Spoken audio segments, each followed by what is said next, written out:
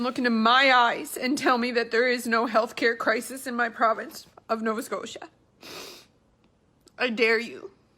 Ines Rutherham is surviving cancer and is also a victim, she argues, of a failing healthcare system. I am a 33-year-old mother. I went undiagnosed with anal cancer for 2 years because I did not have access to a family doctor. Rutherham had a doctor who, she says, left town. She had to rely on emergency room visits to access health care.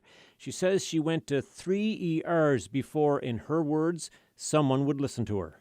Are letting people die. The backdrop here is this. Nova Scotia's been trying to cope with a doctor shortage for years. Finding new ones and keeping them is difficult, and many of them want lighter workloads than their predecessors. Right now, 51,000 Nova Scotians can't find a family physician, so you get cases like Rutherham's. Having a family doctor is your best bet at being able to catch those critical diagnoses. There are challenges in the healthcare system. The Premier won't use the word crisis, but promises to look into this case. Would you meet with her? Well, I've asked the department to do that, and then I'll wait to hear back from the department. For Ines Rutherham, it's been a draining ordeal, and now she says she's infertile from 30 rounds of radiation. It's okay though, right? Because they caught it. They caught it when it was stage 3. And I fought. I fought for my life. But there's no healthcare crisis. After all of that, another fight. Rutherham says she's been waiting since January for mental health services to help cope with her cancer diagnosis.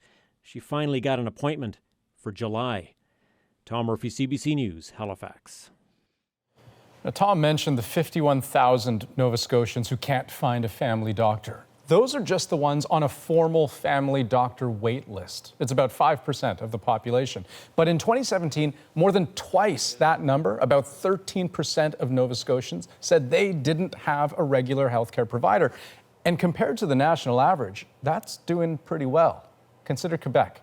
More than 20% of people there say they don't have a family doctor. But wherever people without one live, they are less likely to be screened for serious underlying diseases.